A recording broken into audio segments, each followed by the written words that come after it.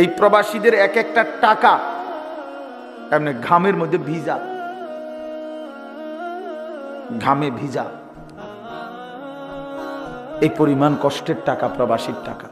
আমি তো দেখছি আমার জীবনে, আমি যে কয়বারই হজ ওমরায় গেছি প্রবাসীদেরকে দেখছি তাদের রুমে রুমে। আমি দুবাই গেছিলাম কিছুদিন আগে, হায় রে এয়ারপোর্টে দেখছি আমার প্রবাসী বাংলা কান্দা, আমারে দেখা ছেলে ফেলে, অনেক ছেলে কি কান্দা যে কাঁদছে জড়ায় ধরে ধরে এক এক ছেলে, যে হুজুর আপনার কথা শুনি আমরা, কিন্তু কয় যে হুজুর কি কষ্টে আছি, আল্লাহর কসম জীবনের কোনো সুখ বলতে, আনন্দ বলতে কিচ্ছু নাই, শুধু কাম আর কাম, শুধু কাজ আর কাজ। এই শুধু বউ বাচ্চার দিকে চাইয়া, সংসারের দিকে তাকাইয়া বুকে পাথর বাইন্দা পড়ে আছি। অসংখ্য প্রবাসী কলিজার কষ্ট তো বলে না রে বাপ, সে কি পরিমাণ কষ্ট করে। হ্যাঁ, এত কষ্টের বিনিময়ে 32 বছর, এইবারও দেখছি এক ভাই জিদ্দা থাকে 32 বছর ধরে। তো বেটা যদি 32 বছর বিদেশে করে, সৌদি আরব থাকে, এই বেচারা জীবনের আনন্দ আর কি, তার জীবনটা তেমনি শেষ না। তাহলে 32 বছর জীবনের সুখ আনন্দ বিসর্জন দিয়ে যে মানুষটা সংসারের জন্য এত কিছু করলো, সে যদি আইসা দেখে তার ছেলেটা এক ওয়াক্ত নামাজ পড়ে না, মেয়েটা পর্দা করে না, বউ পর্দা করে না, বাজারে মার্কেটে ঘোরে, ছেলেটা সারা রাত মোবাইলে উলঙ্গ ছবি দেখে, গেমস খেলে, আমার বাপ, এর চাইতে বড় জুলুম, বেইনসাফি আর কিছু হইতে পারে না। এটা অনেক বড় অন্যায়। তোমরা ছেলেরা যারা আছো, ভাই বোন, কোন মা বোন যদি প্রবাসীর স্ত্রী মেয়ে শুনে থাকেন আমার কথা, তারাও ভাইবেন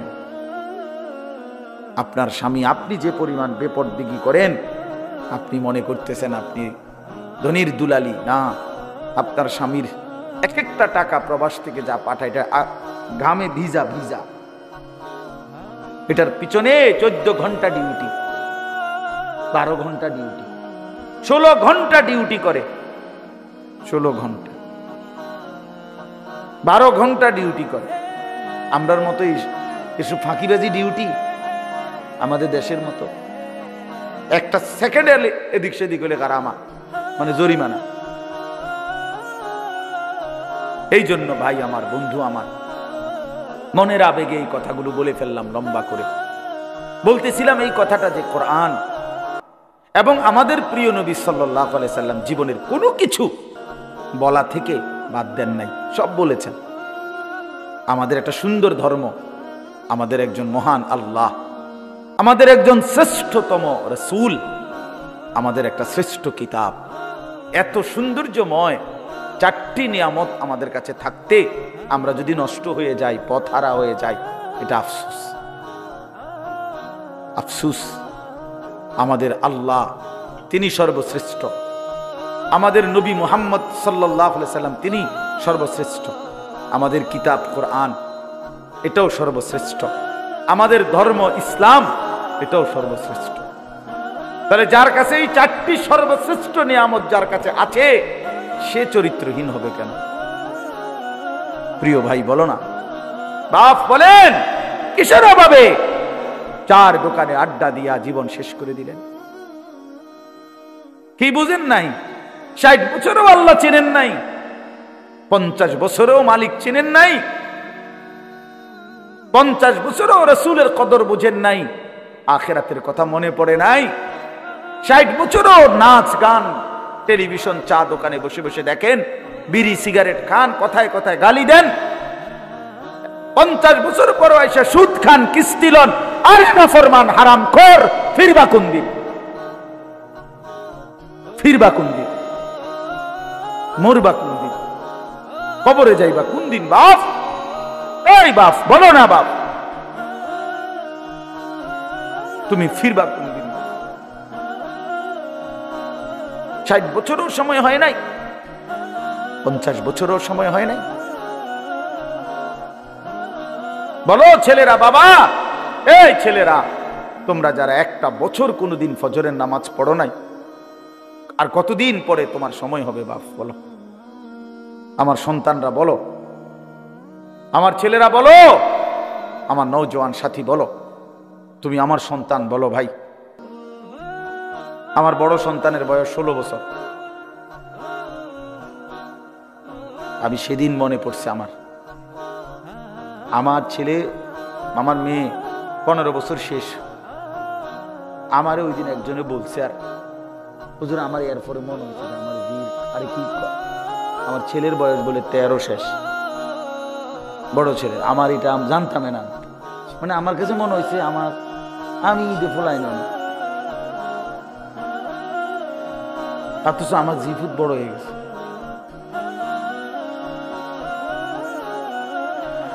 হায় মাওলা, এজন্য বাপ তোমাদের ছেলেদেরকেও বলি, বাপ কেন আল্লাহকে বাদ দিলেন?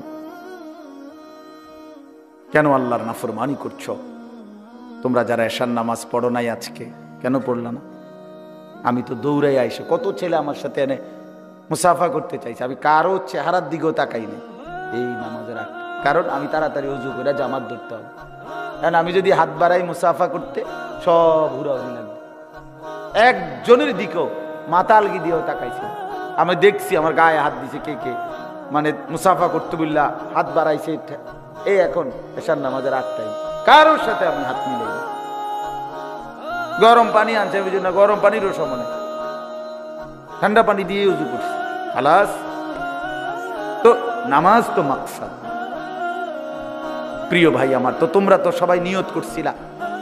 ছেলেরা তোমাদেরকে বলি, তোমরা তো আজকে জানতা, যে মনে করো যে আমি এখানে আসবো, ওয়াজ শুনবা, তোমরা একটা ভাবনা ছিল, তো তাহলে এশার নামাজটা সাথে পড়লে কি হইতো বলো ভাইয়া? মাগরিবের নামাজ পড়লে কি হইতো? আর এখন যে আবার গিয়া নামাজ না পড়ে শুইয়া যাইবা, তো তোমার মতো অপদার্থ এই বয়ান শুনে কি লাভ হইল বলো ভাই? কি প্রয়োজন, লাভ কি হলো? উঠলাও না ফরমান, বসলাও না ফরমান, শুইলাও না ফরমান। আরে দুশ্মন, আল্লাহর দুশ্মন বল না, এত বড় দুশ্মন কেমনে হইল? বেনামাজি তো আল্লাহর দুশ্মন, বেনামাজি তো রাসূলের দুশ্মন, বেনামাজি ইসলামের দুশ্মন, বেনামাজি শয়তানের বন্ধু, ইবলিসের বন্ধু। বেনামাজি নিজেই শয়তান, বেনামাজি হেতেই শয়তান। আলগা শয়তান তো আনের দরকার নেই, ওইতেই শয়তান। যার কপালে সেজদা নাই সেই শয়তান। আল্লাহ কোরআনে বলছে, ইবলিস তুই আমারে সেজদা দিলা না, আজকের থেকে তুমি শয়তান, আজকের থেকে তুমি রাজিম, অভিশপ্ত, আজকের থেকে ওয়া ইন্না আলাইকা লা'নাতা ইলা ইয়াউমিদ্দিন, আজকের থেকে তুই নাফরমানের উপরে কিয়ামত পর্যন্ত আমি আল্লাহর লানত, আল্লাহর লানত পড়ক, আল্লাহর গজব বেনামাজির উপর, যার কপালে সেজদা নাই। আল্লাহর লানত নিয়া যদি মরে যাও, আজকের রাইতে যদি ঘুম না ভাঙে, ওই নাফরমান, তখন কি করবা? এই মুসলমানের বাচ্চা, তখন কি করবা? আল্লাহ তো বলছে, যার কপালে সেজদা নাই তার উপরে আমি আল্লাহর লানত। মালিকের লানত নিয়া কবরে গেলে তোরে বাঁচাইবে কে? এই বেটা বলো না, বাঁচাবে কে তোমাকে? কে তোমার এই কবরের আযাব থেকে রক্ষা করবে? এজন্য প্রতিটা সময় যেন কাজে লাগে। সময়ের কদর করা খুব জরুরি।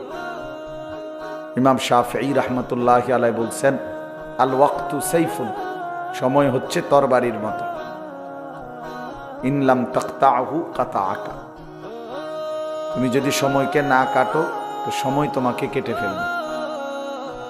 অর্থাৎ তুমি যদি সময়কে ভাগ না করো, কাজের জন্য বন্টন না করো নিজের সময়, তাহলে সময় তোমাকে কাটতে কাটতে তোমার উপর দিয়ে বয়ে যাবে। এজন্য সময়কে ধরে রাখতে হয়, কাটতে হয়, ভাগ করতে হয়। নাস্তা খাবো কতক্ষণ, ঘুম যাব কতক্ষণ, বিশ্রাম করব কতক্ষণ, দুপুরের খাবো কতক্ষণ, ইত্যাদি ইত্যাদি। মানে নিজের কাজ ভাগ করে নাও, বন্টন করে নাও, তাইলে আমি সময়কে কাটলাম, মানে ভাগ করলাম, কাজে লাগবে। আর নাই তো সময় নিজ গতিতে আমার উপর দিয়ে বয়েই যাবে। কারো জন্যই, পৃথিবীর সবচেয়ে নেককার মানুষের জন্য সময় থামে না, পৃথিবীর সবচেয়ে বড় নাফরমানের জন্য সময় থামে না, কারো জন্যই থামে না। একবারে সেজদায় পড়ে থাকলেও সময় আটকায় না, আবার মদের আড্ডায় পড়ে থাকলেও সময় থেমে থাকে, চলেই যায়, হায়াত শেষ হয়েই যায়, ঘন্টা মিনিট সেকেন্ড পার হয়েই যায়। এই জন্য সুখের রাতও শেষ হয়, দুঃখের রাতও শেষ হয়, আনন্দের রাতও শেষ হয়, বেদনার রাতও শেষ হয়, বাসর রাতও ভোর হয়, ফাঁসির রাতও ভোর হয়। তার মানে বয়েই যায় দুনিয়া, জিন্দেগি চলেই যায়। ইউকাল্লিবুল্লাহুল লাইলা ওয়ান নাহার, আল্লাহ তাআলা বলেন যে আল্লাহ তাআলা রাত এবং দিন পরিবর্তন করেন, প্রতি ঘন্টা মিনিট সেকেন্ড আল্লাহ তাআলাই বদলাচ্ছেন। এজন্য বুদ্ধিমান সে যে নিজের হিসাব রাখে। আল্লাহ নবী সাল্লাল্লাহু আলাইহি ওয়াসাল্লাম বলছেন, আল কাইয়িসু মান দানা নাফসাহু, সে বুদ্ধিমান বিবেকবান যে তার নিজের হিসাব করে, ওয়া আমিলা লিমা বাদাল মাউত, এবং মৃত্যু পরবর্তীর জন্য আমল করে, সে বুদ্ধিমান। ওয়াল আজিজু মান আতবা নাফসাহু হাওয়াহা ওয়া তামান্না আলা আল্লাহ। আর নবী সাল্লাল্লাহু আলাইহি সাল্লাম বলেন, ওই ব্যক্তি ব্যর্থ, অপদার্থ, ফালতু লোক যে তার মনের ইচ্ছা মতো চলে, অথচ আল্লাহর কাছে ভালো আশা করে চলে, নিজের ইচ্ছা মতো আশা করে যে আল্লাহ মাফ করে দিবে, জান্নাত দিয়ে দিবে, ইত্যাদি ইত্যাদি। তো এই জন্য ওই ব্যক্তিকে নবী সাল্লাল্লাহু আলাইহি সাল্লাম বলছে এটা ফালতু লোক, আজেস, ব্যর্থ। জন্য হিসাব রাখা, নিজের জিন্দেগির কদর করা। এক সাহাবী নবী সাল্লাল্লাহু আলাইহি ওয়াসাল্লামকে জিজ্ঞেস করছে, মান আকিয়াসুন নাস ওয়া আহজামুন নাস, হে নবী সবচেয়ে বুদ্ধিমান কে, সবচেয়ে চালাক বুদ্ধিমান কে? আল্লাহ নবী সাল্লাল্লাহু আলাইহি ওয়াসাল্লাম বলেন, আকসারুহুম যিকরান লিল মাউত,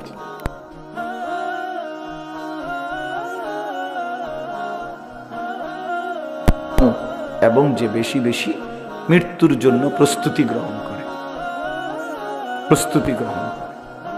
এই নবী সাল্লাল্লাহু আলাইহি সাল্লাম বলছেন। নবী সাল্লাল্লাহু আলাইহি ওয়াসাল্লাম বলছেন, নি'মাতানে মাগবুনুন ফীহিমা কাসীরুম মিনান নাস, মানুষের জীবনে দুইটা নিয়ামত আল্লাহর পক্ষ থেকে দেওয়া এমন আছে যে সম্পর্কে অধিকাংশ মানুষ ধোঁকা খায়, যে এটা অনেক দিন ধরে আছে, এটা মনে করে এটার শেষ হবে না, এটা ভাবে, আসলে সে ধোঁকা খায়। একদিন দেখে ওই দুইটা নিয়ামত তার নাই, ফুরায় গেছে। সেই দুইটা নিয়ামত কি? আসিহাতু ওয়াল ফারাগ। এক নাম্বার হলো সুস্থতা। সুস্থ থাকার সময় যৌবনকালে সেভাবে এমনটাই মনোজীবন, আর কোনো দিন রোগ ব্যাধি অসুস্থ হবে না। কিন্তু একদিন দেখে সত্যি সত্যি দুর্বল হয়ে গেছে, অসুস্থ হয়ে গেছে, নানাবিধ রোগ তারে আক্রমণ করছে, দুর্বল করে ফেলছে, কিন্তু সে কখনোই সুস্থ থাকতে এটা ভাবে নাই। ওয়াল ফারাগ, দুই নাম্বার হলো অবসর। সুযোগ আছে, এখন অবসর, হাতে উল্লেখযোগ্য কাজ নাই, সে মনে করে এভাবেই এই রং তামাশা ফুর্তি হাসি আনন্দ বিনোদন এমনি এমনি চলে যায়। একদিন দেখবে যে এমন ব্যস্ততা, সংসারের এমন ঝামেলা, জিন্দিগির এমন অস্থিরতার মধ্যে পড়ে গেছে যে একটু বিশ্রামের জন্য আফসোস করে যে হায়, এখন তো একটু সময়ও নাই, আমার একটু অবসরও নাই। এই তাহলে এই দুই জিনিস থাকাকালীন নবী সাল্লাল্লাহু আলাইহি ওয়াসাল্লাম বলছে মানুষ কদর করে না, প্রতারিত হয়। এই বাবা কথা বলুন, প্রতারিত হয়, ধোঁকা খায়। এই জন্য বাপ সবাই এটা কদর করা উচিত। তোমরা যারা দাঁড়ায় আছো, বসার কিন্তু সুযোগ আছে, ইচ্ছে করলে বসাই যায়। শুধু শুধু দাঁড়ায় থাকার মধ্যে কি ফায়দা ভাইয়া? সবাই চাপায় বসেন, একটু কষ্ট করে আগায় বসেন, আর একটু জায়গা হবে। মাঝখানের বাইরে আপনি আর একটু আগায় আসেন, আগায় আসেন ভাই, সবাই জায়গা করে দেন আরেকজনকে। আসেন, কথাটা শুনেন, সবাই নড়ে চড়ে বসেন, তাইলে তো ভালো হবে। সবাই সবাই একটু নড়ে চড়ে বসেন, একটু জায়গা করে দেন। ঠান্ডার মধ্যে তো একটু চাপায় বসলে কষ্ট হবে না। মেহেরবানি করে সবাই বসার চেষ্টা করেন, বসলে ভালো, বসলে আল্লাহর কথা বরকত হয় এবং বসার দ্বারা আল্লাহ তাআলার রহমত বর্ষিত হয়।